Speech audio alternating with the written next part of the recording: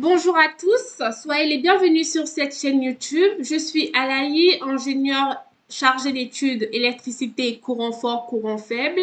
Sur cette chaîne, je vous parle du métier d'ingénieur chargé d'études courant fort, courant faible dans le bâtiment. Si vous êtes une personne désireuse de travailler en bureau d'études techniques ou que vous souhaitez simplement comprendre le métier de chargé d'études courant fort, courant faible, cette chaîne est faite pour vous. N'hésitez pas à vous abonner et à mettre vos questions en commentaire. Je serai très ravie de discuter avec vous. Si vous n'avez pas de questions, vous pouvez simplement partager votre ressenti sur cette vidéo. Cela me permettra de produire un contenu de meilleure qualité. Dans cette vidéo, nous allons voir comment réaliser l'estimatif au ratio d'une école qui est considérée comme un bâtiment ERP. Pour rappel, nous avons déjà vu dans une précédente vidéo comment réaliser un estimatif au ratio d'un bâtiment de logement collectif. Donc, je vous invite à regarder cette vidéo. Alors, c'est quoi un ERP? Un ERP, établissement recevant du public, est un bâtiment ouvert au public, que ça soit à titre payant ou gratuit. Les ERP incluent une grande variété de bâtiments comme les écoles, les hôpitaux, les centres commerciaux, les cinémas, les hôtels, les restaurants, les salles de spectacle, etc. Dans cette vidéo, nous allons voir pourquoi faire un estimatif au ratio, les informations nécessaires pour faire un estimatif au ratio. Nous allons voir une base qui permettra de faire un estimatif au ratio, l'estimatif au ratio d'une école, en 5, les équipements électriques CFO, CFA qu'on peut trouver dans un bâtiment ERP, et en 6, nous ferons une petite conclusion. À quoi sert un estimatif au ratio? Pour rappel, en tant que chargé d'études ELEC, notre mission consiste exclusivement à évaluer le coût des équipements électriques du bâtiment. Un estimatif au ratio constitue une évaluation budgétaire permettant d'approximer le coût global du bâtiment. Il ne s'agit donc pas du coût précis ou du coût réel du lot électricité courant fort, courant faible. Il s'agit du coût approximatif du lot électrique. Le calcul au ratio se fait en fonction de la surface du bâtiment et des équipements électriques prévus lorsque ces informations sont indiquées dans le programme et lorsqu'on a un programme, bien évidemment. Alors, pour faire un estimatif au ratio, il faut quand même avoir un minimum d'informations. Donc, qu'avons-nous besoin comme information? Déjà, il faut des éléments externes, c'est-à-dire qu'ils ne sont pas internes au bureau d'études. Ces éléments externes sont, pardon, le programme, la fiche espace ou les fiches espace, les plans architecturaux. Le programme est un document qui décrit les besoins techniques et architecturaux de l'opération. Ce programme est souvent accompagné de tableaux espace, tableaux appelés fiches espace. Et ces fiches espace-là détaillent les équipements techniques local par local. On a également besoin des plans architecturaux qui permettent d'avoir une idée de la répartition des locaux et espaces dans le bâtiment.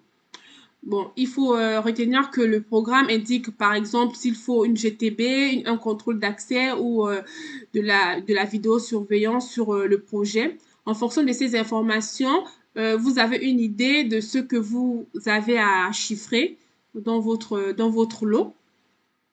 Vous avez besoin d'un ou plusieurs projets pour, en termes de base de données qui serait une référence et qui vous permettra d'avoir un prix en fonction de la surface que vous avez. Alors, si vous n'avez pas de projet de référence du même type, en d'autres termes, si par exemple, vous souhaitez estimer une bibliothèque, vous devez aller chercher les offres des entreprises sur une bibliothèque que vous avez déjà réalisée. Maintenant, si vous n'avez jamais estimé fait la conception d'une bibliothèque, vous pouvez simplement partir sur un projet d'ERP que vous avez en interne et cela vous permettra d'avoir quand même un ordre d'idée. Alors, en 3 bases de données de points groupe scolaire. Ici, il s'agit du chiffrage d'un groupe scolaire dont la conception, l'appel d'offres et les travaux ont déjà été réalisés, donc finalisés. Ce groupe scolaire a une surface de 2300 mètres carrés et, donc va constituer la base de l'estimatif de notre école. Ici, nous pouvons voir que les travaux courants forts sont estimés à 180 000 euros. Et ces travaux incluent les prestations suivantes. Installation de chantier estimée à 3 000 euros. Origine des tenseurs, c'est-à-dire le raccordement électrique du bâtiment, à 4 000 euros.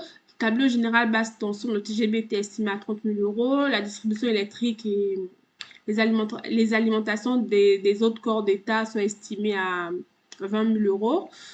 Le petit appareillage, c'est-à-dire les prises de courant, les interrupteurs, etc., sont estimés, non pas les interrupteurs. Bon, le petit appareillage, c'est les prises de courant. Oui, c'est généralement les prises de courant, hein, le petit appareillage. Donc, c'est estimé à 23 600 euros. Ensuite, on a l'éclairage intérieur et les commandes d'éclairage. Donc, l'éclairage intérieur inclut l'éclairage normal et l'éclairage de sécurité. Et nous sommes à 100 000 euros pour tout ce qui est éclairage. Ce qui nous fait un total de 180 000 euros pour le courant fort. Voilà. Pour le courant faible, nous avons un total de 61 000 euros avec les prestations comme la fibre optique, le précablage VDI, le précablage réseau Wi-Fi, le serveur de notification, la vidéo la vidéophonie, le contrôle d'accès, l'alarme anti-intrusion, la sécurité incendie avec un équipement l'alarme type 2B, la sonorisation et voilà, etc. Nous allons maintenant estimer une école, faire l'estimatif ELEC d'une école ayant 1000 m² de surface. En nous basant sur l'estimatif des travaux courant fort, courant faible vu précédemment. Donc là, particulièrement, on va voir l'estimatif courant fort. Avec 1000 m² de surface, en faisant un produit en croix, nous obtenons par exemple pour les installations de chantier, donc c'est tout ce qui est éclairage de chantier et tableau de chantier. On était à 3 000 euros pour notre projet de référence qui constitue notre base de données. Et là, pour 1000 m², nous sommes à 1 300 euros. Donc, pareil pour l'origine des tensions, c'est-à-dire le raccordement électrique courant fort, on était à 4 000 euros. Et là, pour 1000 m², nous sommes à 1 700 euros. Donc, voilà, etc. Ce qui nous fait un total courant fort de 78 000 euros.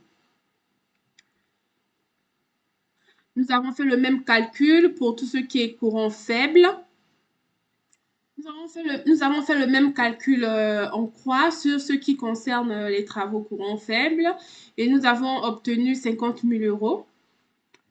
Il faut noter qu'ici, nous avons chiffré en plus une GTC, soulignée en vert ici, estimée à 24 000 euros, soit 24 euros par mètre carré. Car dans notre programme, c'est pour ça que le programme est très important et il est très important de lire le programme. Dans notre programme, il était stipulé que le bâtiment sera doté d'un système de GTC. Ensuite, pour ce qui concerne la sécurité incendie, là, on passe sur un équipement d'alarme type 4 au lieu d'un type 2B, comme sur le projet de référence. Alors, si les termes équipement d'alarme type 4, type 2B et GTC ne vous disent absolument rien, ne vous inquiétez pas et ne prenez pas peur. Vous pourrez indiquer en commentaire si cela n'est pas familier pour vous et je vous répondrai ou je ferai une vidéo pour en parler. Nous aurions également pu effectuer le calcul directement sans prendre en compte les détails en prenant simplement comme base le total CFO et CFA. Et nous aurions obtenu les mêmes montants. Mais nous aurions dû faire attention aux prestations à chiffrer en plus ou en moins. Par exemple, pour le lot CFA, nous avons inclus le système GTC en plus, à 24 000 euros, car ce système-là n'était pas chiffré dans notre projet de référence. Ainsi, nous obtenons donc 128 000 euros pour ce qui est du total du lot élec CFO CFA de l'école. Donc ici, le calcul est tout simple, hein. Nous savons que là, sur notre projet de base, nous avions 2300 mètres carrés pour 180 000 euros. Et dans notre nouveau projet, nous sommes à 1000 mètres carrés. Donc, on fait un produit en croix et on obtient 78 000 euros. Et pareil pour le lot courant faible, on fait le même calcul et nous obtenons 50 000 euros. Donc, c'est un calcul tout simple, hein. Comme je vous l'ai dit, c'est vraiment pas un estimatif réel, c'est juste pour avoir un ordre d'idée de ce que va nous coûter le lot électricité courant fort, courant faible. Bien évidemment, lors des phases qui vont suivre, les phases APD, APS, sur cette diapo, nous avons un aperçu des équipements CFO-CFA que nous pouvons avoir dans ce bâtiment ERP, donc dans cette école. Nous avons des interrupteurs, des prises de courant, des luminaires LED, des détecteurs de présence, des chemins de câbles, des fourreaux, des câbles électriques, des arrêts d'urgence, un portier vidéophonie pour la vidéophonie, des prises étanches, un tableau, une armoire électrique qui va constituer le TGBT. Donc voilà. Ça, c'est pour justement, enfin, simplement vous montrer un peu les équipements qu'on pourrait éventuellement avoir sur un ERP.